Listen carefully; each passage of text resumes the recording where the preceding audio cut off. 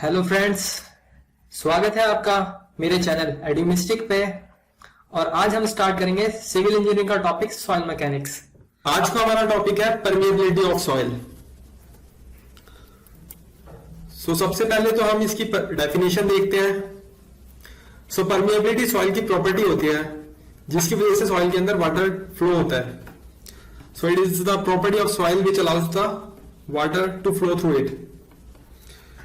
इसके इंपॉर्टेंस नीचे लिखे हुए हैं, ये आप रीड कर सकते हैं खुद ही। डार्सी ने क्या बोला, अगर आपकी सॉइल सैचुरेटेड है और आपका फ्लो लैमिनार और स्टेडी है तो उस केस में rate of flow directly proportional होगा आपका हाइड्रोलिक ग्रेडियंट के।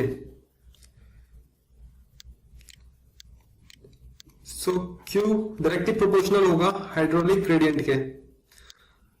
और डार्सी ने एक फॉर्मूला भी दिया इसका, Q is equal to KIA। Q जो है वो आपका रेट ऑफ फ्लो है, मतलब इसकी यूनिट होगी मीटर क्यूब पर सेकेंड। K है आपका कोफिशिएंट ऑफ परमिएबिलिटी।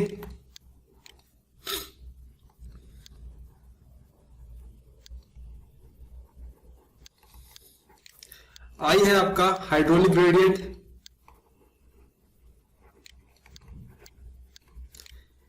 ये आपका है cross sectional area of soil sample. इस इक्वेशन से हम वेलोसिटी निकाल सकते हैं।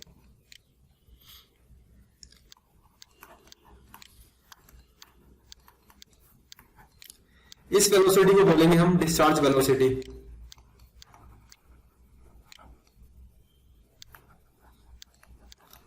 और इसका दूसरा नाम है सुपरफिशियल वेलोसिटी।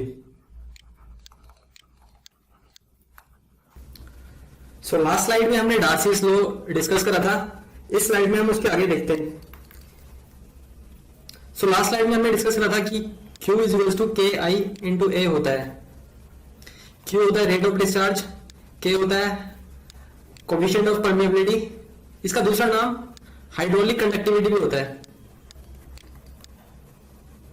ठीक है, I होता है आपका हाइड्रोलिक ग्रेडियंट, A होता है cross sectional area of soil sample. I को डिस्कस करते हैं।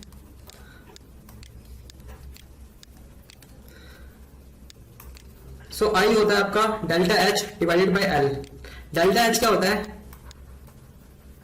Change in total head.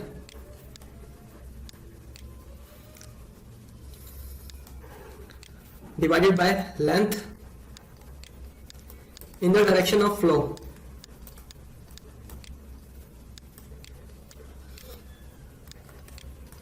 इसको हम हेड लॉस भी बोल सकते हैं।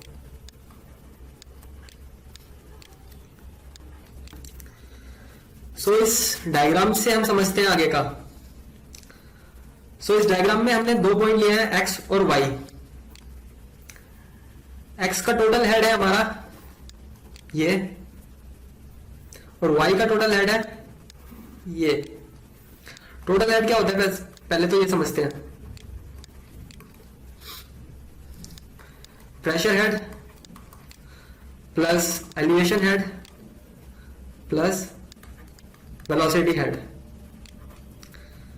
परमिएबिलिटी के केस में हम इसको निग्लेक्ट करते हैं क्योंकि वेलोसिटी बहुत ही स्मॉल होगी, nm पर सेकेंड के अंदर होगी या फिर सेंटीमीटर पर सेकेंड के रेंज में होगी, तो इसको निग्लेक्ट करेंगे हम। जो हेड लॉस होगा ये है टोटल हेड लॉस। ठीक है, सबसे पहले तो हम ये देखते हैं कि इसके अंदर x का जो है टोटल हेड है वो y के टोटल हेड से ज्यादा है, तो फ्लो का डायरेक्शन इस डायरेक्शन में होगा, फ्रॉम x टू y। और L जो है वो है आपकी length in the direction of flow. Flow आपका इस डायरेक्शन में हो रहा है तो L हो गया आपका ये। तो ये सॉइल है आपकी और उसका क्रॉस सेक्शनल एरिया है A। ठीक है, तो उससे हमारा डिस्चार्ज निकल जाएगा, डिस्चार्ज रेट। ठीक है, तो लास्ट स्लाइड में हमने डिस्कस करा था कि K is equal to V is equal to KI होता है, और इसको बोलते हैं हम डिस्चार्ज वेलोसिटी या फिर सुपरफिशियल वेलोसिटी। इसको सुपरफिशियल वेलोसिटी क्यों बोलते हैं? क्योंकि हमने जो एरिया ले रखा है वो हमने टोटल एरिया ले रखा है, cross sectional area, total cross sectional area. जबकि जो सॉइल के अंदर जब डिस्चार्ज होगा तो सिर्फ वो वॉइड के थ्रू होगा, तो हमें जो एरिया लेना चाहिए था वो एक्चुअल में वॉइड का एरिया लेना चाहिए था। सो जो एक्चुअल वेलोसिटी होती है, जो एक्चुअल वेलोसिटी होते हैं उसको बोलते हैं हम सीपेज वेलोसिटी या फिर एक्चुअल वेलोसिटी, और उसका फॉर्मूला होता है डिस्चार्ज वेलोसिटी अपॉन में पोरोसिटी। और ये था आपका डिस्चार्ज वेलोसिटी या फिर सुपरफिशियल वेलोसिटी। लास्ट स्लाइड में हमने डिस्कस करा था डिस्चार्ज वेलोसिटी और सीपेज वेलोसिटी। तो डिस्चार्ज वेलोसिटी था के आई और सीपेज वेलोसिटी था v by porosity. Since porosity की वैल्यू जो है वो 1 से लेस होती है, देयरफॉर सीपेज वेलोसिटी हमेशा डिस्चार्ज वेलोसिटी से ज्यादा ही होगी। सो अब हम डिस्कस करते हैं SSC JE previous year.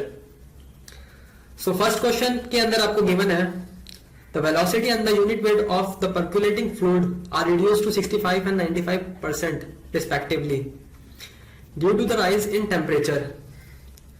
If other things remains constant, the coefficient of permeability will be.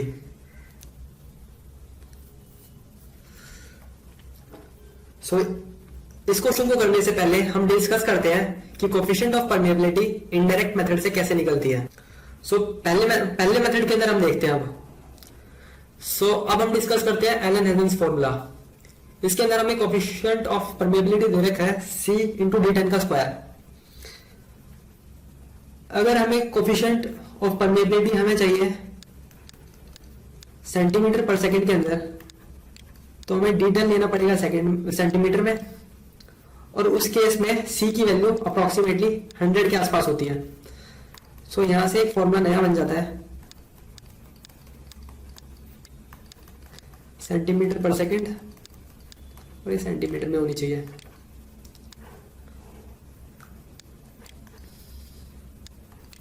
Second is your Lawrence formula. इस फॉर्मूले के अंदर K यह है कोफिशिएंट ऑफ परमेबिलिटी, S जो है आपका है surface area of solids, soil solids, A और B जो है वो कांस्टेंट्स हैं, और N है पोरोसिटी।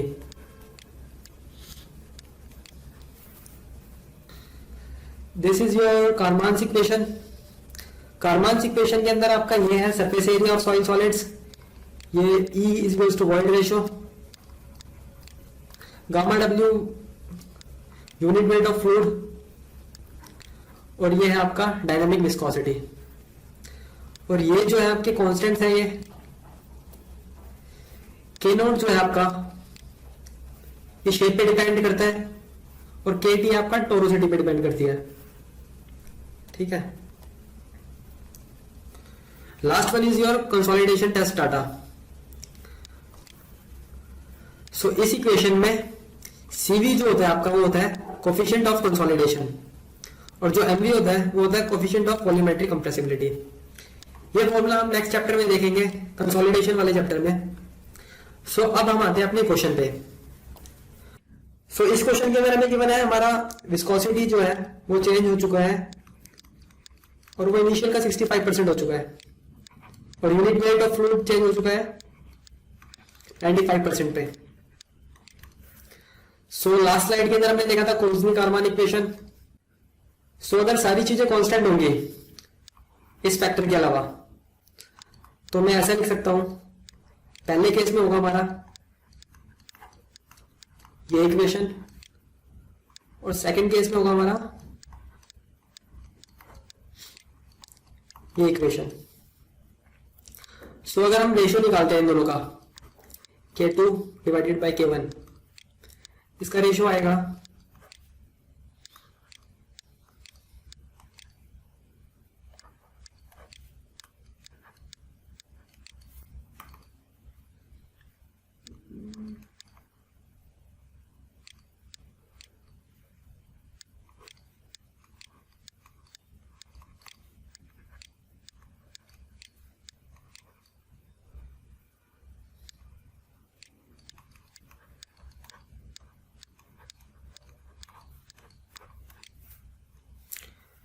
सो अगर हम इसका रेशियो निकालते हैं तो वो आएगा ये, और इसकी वैल्यू आएगी 1.46।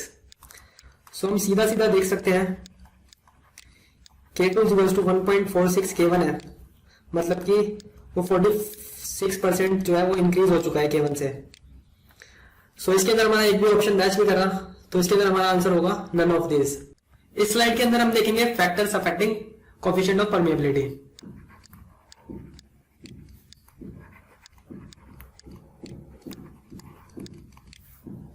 सो पहला फैक्टर है आपका पार्टिकल साइज। सो जो सॉइल का पार्टिकल साइज लेंगे हम वो D10 का लेंगे, क्योंकि D10 होता है effective particle size of soil particle. So last slide के अंदर हमने देखा था एलन हेजल्स फॉर्मूला।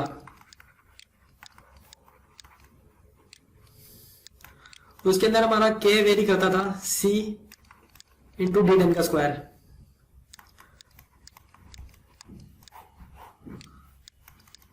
सो जो हमारा पार्टिकल साइज है D10 उसके स्क्वायर के डायरेक्टली प्रोपोर्शनल है K। So second factor is your void ratio.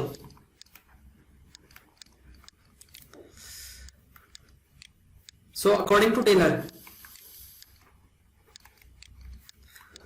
Void ratio था हमारा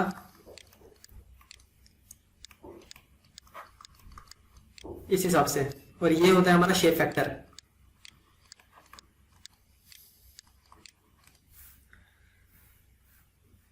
और हमारा अगर सैंड होगा उस केस के अंदर हमारा, अगर हमें दो सैंड गिवन है, उनके वॉइड रेशियो गिवन है E1 और E2, तो K1 वेरी करेगा ऐसे और K2 ऐसे, इस इक्वेशन के हिसाब से। मगर सैंड के अंदर जो शेप फैक्टर होता है वो अप्रोक्सीमेटली बराबर ही होगा, तो K1 और K2 का रेशियो कुछ ऐसा हो जाएगा।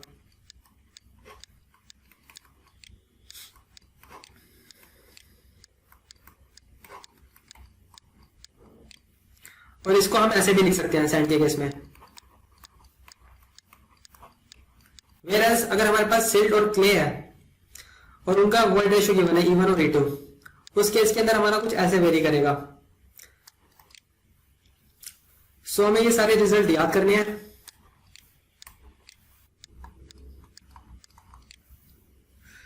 सो third factor is your effect of permeant. Permeant के अंदर हम बेसिकली विस्कोसिटी, म्यू और टेम्परेचर का इफेक्ट देखते हैं। सो कोज़ी कार्बन इक्वेशन के अंदर हमने देखा था कि कुछ ऐसे वेरी करेगा। अगर इस केस के अंदर हमारा यूनिट वेट कांस्टेंट है तो K जो है वो इनवर्सली प्रोपोर्शनल होगा डायनामिक विस्कोसिटी के। सो इसको हम ऐसे भी लिख सकते हैं, ठीक है। और नोट के अंदर हमें दे रखा है कि टेम्परेचर के हिसाब से कैसे वेरी करेगा, ठीक है। ये दो इक्वेशन को भी याद रखना है आपको। Fourth factor is your shape.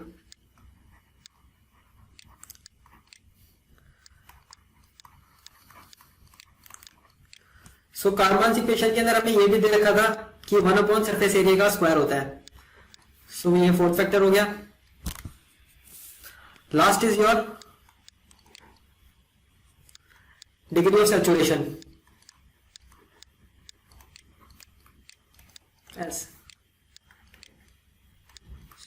So coefficient of permeability directly proportional होता है क्यूब के, डिग्री ऑफ सैचुरेशन की क्यूब के। सो ये पांचों फैक्टर आपको याद रखने हैं। सो इस स्लाइड के अंदर हम डिस्कस करते हैं टाइप ऑफ सॉइल और कोफिशिएंट ऑफ परमिएबिलिटी का वेरिएशन। सो ग्रेवल के अंदर कोफिशिएंट ऑफ परमिएबिलिटी सबसे ज्यादा होगी और क्ले के अंदर सबसे कम होगी। ये कुछ इस फैशन में इंक्रीजिंग ऑर्डर में है। सो एक बार डिस्कस करते हैं क्ले के अंदर सबसे कम क्यों होगी। क्ले का जो वॉइड रेशियो है वो मैक्सिमम होता है, वो ग्रेवल से भी ज्यादा होता है, पर जो उनके वॉइड्स होते हैं वो इंटरकनेक्टेड नहीं होते। तो वॉइड इंटरकनेक्टेड नहीं है तो फ्लूइड जो है वो फ्लो नहीं कर पाएगा। सो इसलिए कोफिशिएंट ऑफ परमिएबिलिटी इस केस में कम है, और ग्रेवल के अंदर वो कनेक्टेड होते हैं वॉइड सारे। सो इजिली जो है आपका फ्लूइड फ्लो करेगा। सो next question, between the seepage velocity and the discharge velocity of a soil. The former is always higher, the later is always higher, any one may be higher or both are equal. So हमने discuss करा था discharge velocity और seepage velocity. Discharge velocity का formula था KI और discharge velocity को हम superficial velocity भी बोलते हैं.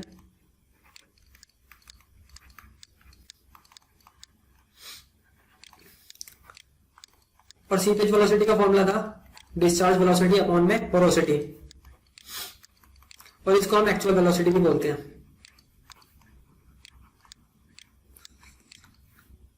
सिंस पोरोसिटी की जो वैल्यू है वो 1 से लेस होती है, देयरफॉर सीपेज वेलोसिटी वो है हमारा डिस्चार्ज वेलोसिटी से ज्यादा ही होगा हमेशा.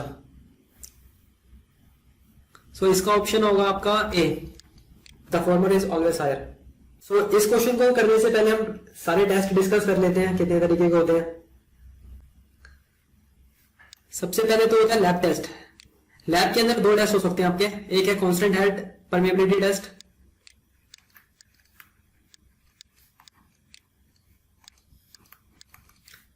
Second is your variable head.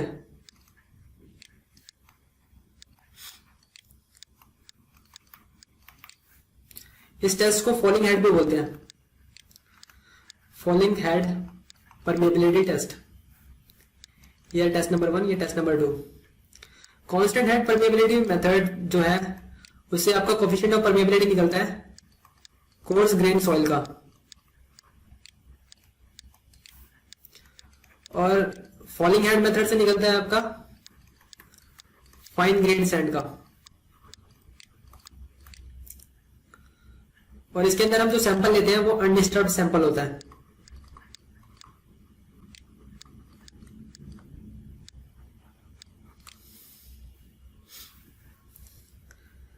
और अगर हम फील्ड के अंदर निकालते हैं, फील्ड के अंदर निकालने के लिए हमारे पास 2 मेथड है. एक है pumping out method,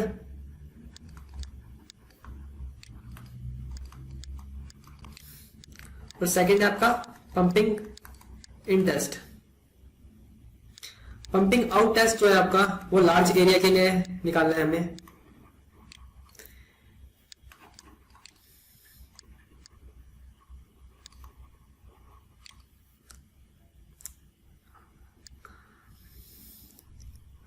so pumping out test जो है उसके अंदर हमें लार्ज एरिया का कोफिशिएंट ऑफ परमेबिलिटी निकाल सकते हैं हम. और पंपिंग इन मेथड जो है उसके अंदर स्मॉल एरिया का निकालना है हमें. सो इस क्वेश्चन के अंदर हमें पूछा गया लार्ज एरिया के बारे में, तो ये हम निकाल सकते हैं पंपिंग आउट टेस्ट से. इसके अलावा एक और मेथड होता है तीसरा, इनडायरेक्ट मेथड. इनडायरेक्ट मेथड हमने डिस्कस करे थे अभी सारे, Allen Hazen formula, Lawrence formula, Carman's equation और consolidation test. So next question, coefficient of permeability of soil varies approximately as. सो अभी हमने देखा था एलन हेजन फॉर्मूला, उसके अंदर कोफिशिएंट ऑफ परमेबिलिटी थी C इंटू D10 का स्क्वायर. सो ये option number A. Next question, physical properties which influence permeability are. So हमने देखा था कारमान्स equation,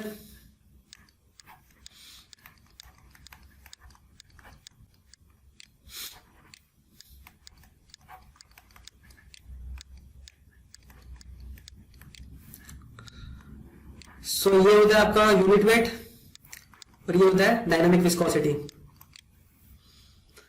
so option number C, viscosity and unit weight. A loose uniform sand with rounded grain has a effective grain size of 0.05 centimeter. Coefficient of permeability of sand is. So Elon Hazen formula के अंदर हमने देखा था K is equals to C into D10 का square.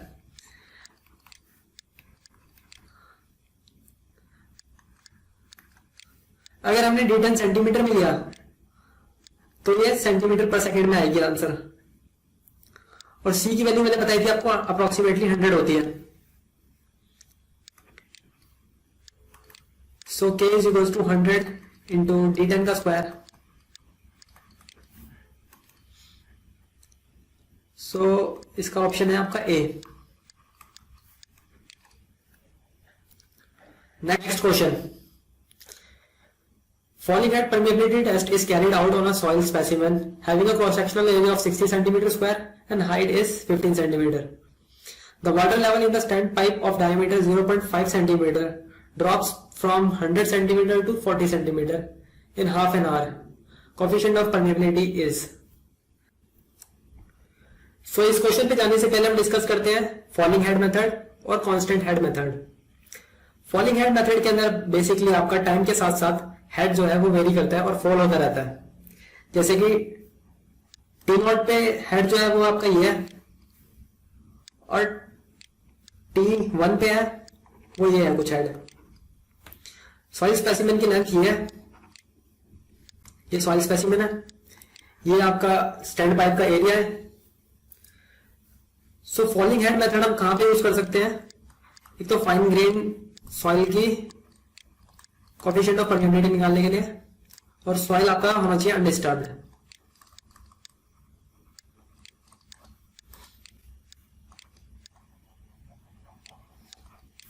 उस case के अंदर आपका फॉर्मूला होता है 2.303 into L A divided by capital A into T log base 10 H1 H2। H1 क्या होता है? जो आपका हेड होता है इनिशियल हेड, जो आपका T इक्वल्स टू 0 पे है। H2 क्या होता है? Final head. ये क्या है? लेंथ ऑफ द स्पेसिमेन, ये area of the stand pipe. Capital A क्या है? सॉइल स्पेसिमेन का cross sectional area.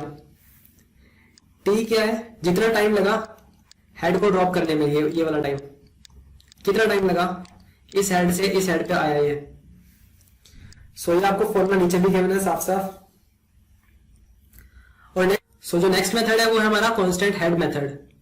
Constant head के अंदर आपको ये दिख रहा होगा सॉइल स्पेसिमेन जो है वो कांस्टेंट हेड पे है हमारा, ये वेरी भी कर रहा टाइम के साथ, ठीक है। सो इसके अंदर बस हमें डार्सी लॉ लगाना है, Q इज इक्वल्स टू के आई है। आई क्या होता है? Total head divided by length of the specimen, delta H by L. So k का फॉर्मूला आ जाएगा Q L divided by delta H into A, ठीक है। ये आपका ये गिवन है, ये है delta H fall in the head. इस केस के अंदर आपका ये सॉइल स्पेसिमेन है, ये length of the soil specimen है, ए जो है वो इसका क्रॉस सेक्शनल एरिया है, एच जो है वो है फॉल इन द हेड। इस पॉइंट से इस पॉइंट पे जो भी हेड फॉल होगा वो है डेल्टा एच। इस केस के अंदर एच ले रखा है इसको। सो अब हम आते हैं अपने क्वेश्चन पे। सो इस क्वेश्चन के अंदर हमें गिवन है सॉइल का क्रॉस सेक्शनल एरिया स्पेसिमेन का, स्टैंड पाइप का dia, height of the soil specimen, और ये हेड गिवन है इनिशियल और फाइनल। सो के का फॉर्मूला होता है 2.303 L into a divided by A into t into में log base 10 H1 divided by H2। और टाइम हमें गिवन है ये हाफ एन आवर 30 मिनट्स, और हमसे परमेबिलिटी निकालनी है हमें, और हमें परमेबिलिटी निकालनी है सेंटीमीटर पर सेकंड में। तो हमने टाइम को जो है वो सेकंड में कन्वर्ट कर लिया है, ठीक है। अब कुछ नहीं करना, बस इसके अंदर वैल्यू पुट करनी है।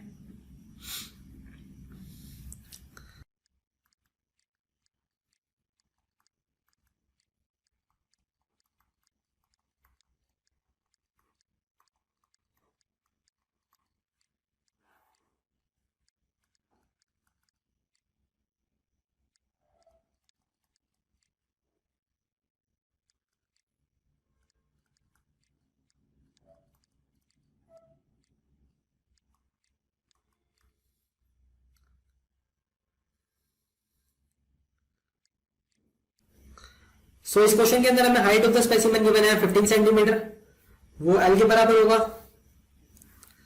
तो एल हो गया आपका 15 सेंटीमीटर, इसके अंदर डाल दिया हमने। Dia of the strand pipe given है, उससे हम स्मॉल ए निकाल लेंगे। कैपिटल ए गिवन है, टाइम है आपका 30 मिनट्स और H1 और H2 गिवन है। सो इधर से हमें के की वैल्यू निकल गई ये वाली। सो option number A. Next question, 10 meter thick confined aquifer gives a steady state discharge of 0.03 metric cube per second through the well of 50 centimeter radius.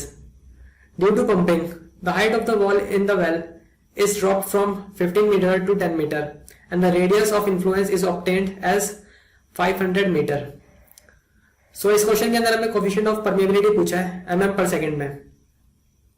सो इस क्वेश्चन को करने से पहले हम देखते हैं कि एक्वीफर क्या होता है। सो ये डेफिनेशन देख लेना आप इसकी, an underground layer of permeable rock, sediment और सॉइल दैट यील्ड्स वाटर। अगर आपके अंदर आपकी अंडरग्राउंड लेयर है रॉक की, सेडिमेंट की या फिर सॉइल की, जो कि वाटर दे सकती है डिस्चार्ज, उसको बोलते हैं हम एक्वीफर।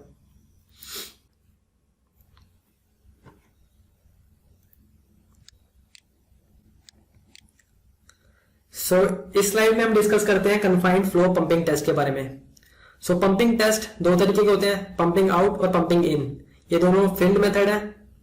और पंपिंग आउट हम कब यूज करते हैं, जहां पे लार्ज एरिया हो, और पंपिंग इन जहां पे स्मॉल एरिया हो।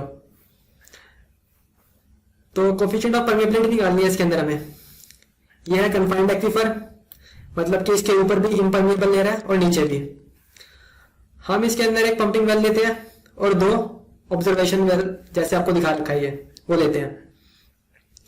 पंपिंग वेल से हमने एक डिस्चार्ज निकाला, पंप करा, तो हमने देखा कि इनिशियल वाटर टेबल जो यहाँ पे थी ये कुछ ड्रॉप हो गई, और ये ड्रॉप होगी सर्कुलर मैनर में, ठीक है। सो यहाँ पे वाटर टेबल ड्रॉप होगा, तो इस डिस्टेंस को बोलते हैं हम ड्रॉ डाउन। और ये ड्रॉ डाउन है पंपिंग वेल के अंदर, उसको मैंने SW से डिनोट करा है। और ये हाइट ऑफ द वाटर है इन पंपिंग वेल। और जो ये डिस्टेंस है ये है H1, ये इधर से इधर का डिस्टेंस है नीचे तक का। H2 जो है वो ये डिस्टेंस है, height of the water in second observation well. और जो ये है H, ये वो पॉइंट है जहां पे कि इनिशियल वाटर टेबल और फाइनल वाटर टेबल मिल रही है। अगर हमने इस पॉइंट को centre of the pumping well से जोड़ दिया, सो इस डिस्टेंस को हम बोलेंगे आपका रेडियस ऑफ इन्फ्लुएंस।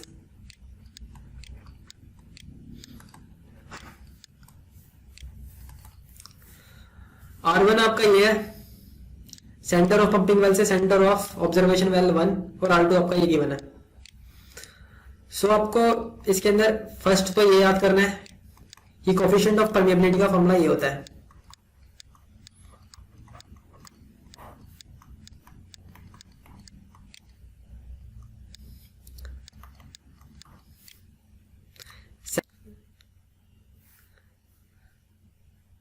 सेकंड आपको याद करना है ये फॉर्मूला। अगर हमने R की जगह रेडियस ऑफ इन्फ्लुएंस ले लिया और स्मॉल r की जगह रेडियस ऑफ पंपिंग वेल ले लिया, तो फॉर्मूला कुछ ऐसा हो जाएगा। जब रेडियस ऑफ इन्फ्लुएंस है तो आपका वाटर लेवल क्या है, h है, तो यहां पे आ जाएगा h। और जब आपका रेडियस ऑफ पंपिंग वेल है तो हाइट है आपकी वाटर की HW, तो यहाँ पे आ जाएगा HW। तो ये फॉर्मूला कुछ ऐसा बन जाएगा। और थर्ड फॉर्मूला है आपका रेडियस ऑफ इन्फ्लुएंस का, that is 3000 into SW under root के। SW है आपका draw down in pumping well. इसको हमने मीटर में लेना है SW को, इसको मीटर पर सेकंड में, तो ये रेडियस मीटर में आएगा, ठीक है। सो बेसिकली आपको ये तीन फॉर्मूले याद करने हैं। और आपका ये है S1, इधर से इधर का डिस्टेंस, और ये डिस्टेंस है आपका S2। Draw down in second well, draw down in first well. So अब हम चलते हैं अपने क्वेश्चन पे।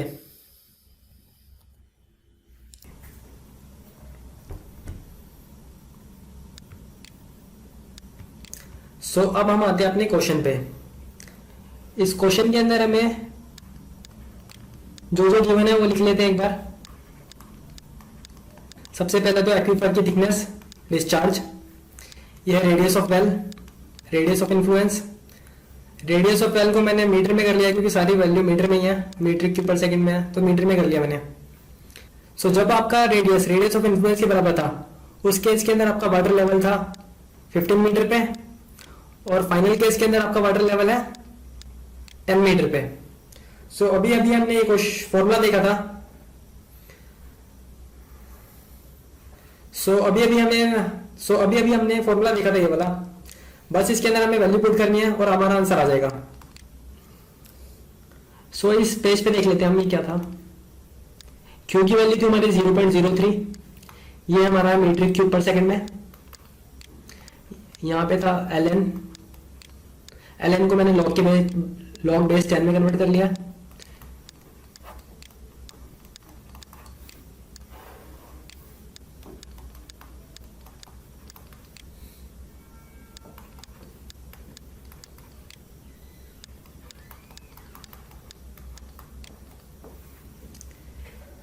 जो जो वैल्यू गिवन थी हमने वो सारी इसके अंदर पुट कर ली है फॉर्मूले के अंदर। ठीक है, इधर से हमारा परमिबिलिटी निकल जाएगा मीटर पर सेकंड में। इधर से जो वैल्यू आएगी वो आएगी मीटर पर सेकंड में, और इसको अगर हम mm पर सेकंड में कन्वर्ट करना चाहते हैं तो 10 की पावर 3 से मल्टीप्लाई कर देंगे। ऑप्शन नंबर ए। लास्ट स्लाइड के अंदर हमने देखा था कन्फाइंड एक्वीफर के बारे में, इस स्लाइड के अंदर हम देखेंगे अनकन्फाइंड एक्वीफर के बारे में। अनकन्फाइंड एक्वीफर क्या होता है? उसके नीचे तो होगा आपका इम्परमेबल लेयर और उसके ऊपर कोई लेयर नहीं होगी।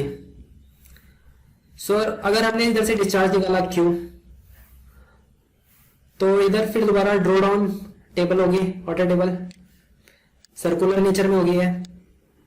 ठीक है, ये ड्रॉ डाउन हो जाएगा इसके अंदर SW, ये होगा HW, ये होगा RW। ठीक है, ये वाला डिस्टेंस ये है R1 और ये डिस्टेंस है R2। इसके अंदर आपको 3 फॉर्मूले दोबारा याद करने हैं।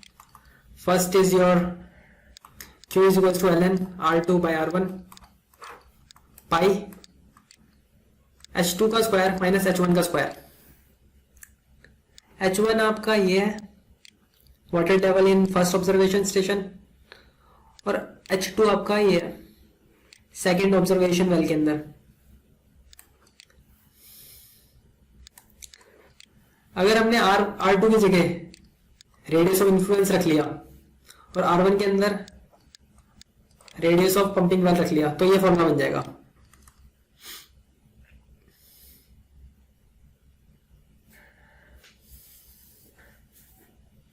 इसके अंदर ये वैल्यू पुट करके ये फॉर्मूला बन जाएगा। Q is equals to ln R by RW divided by pi H का स्क्वायर माइनस HW का स्क्वायर, और R का फॉर्मूला होता है आपका 3000 SW अंडर रूट के। ये आपको 3 फॉर्मूले याद रखने हैं, first, second and third. During the flow over a length of 30 meter, the head loss of 5 meter has occurred during the seepage. What is the value of hydraulic gradient? Hydraulic gradient पूछा है I, that is delta H by L। delta H कितना है आपका 5 metre और L है आपका 30 metre, तो ये हो गया 1/6। Option number C. Next slide, permeability of a stratified soil. Stratified soil मतलब सॉइल जो है वो आपका लेयर्स के अंदर प्रेजेंट होगा, और हर लेयर के अंदर आपकी परमेबिलिटी की वैल्यू अलग होगी। ठीक है, इसके अंदर वैल्यू थी K1, इस लेयर के अंदर वैल्यू थी K2, इस लेयर की वैल्यू थी K3, और थिकनेस दे रखी है आपको तीनों लेयर की। टोटल थिकनेस h है, ठीक है। अगर आपका फ्लो कुछ ऐसा है, मतलब फ्लो का डायरेक्शन और ये जो सॉइल का बेड है, इस सॉइल का बेड दोनों का डायरेक्शन सेम है, उस फ्लो को बोलेंगे हम हॉरिजॉन्टल फ्लो या फिर parallel flow, parallel bedding flow.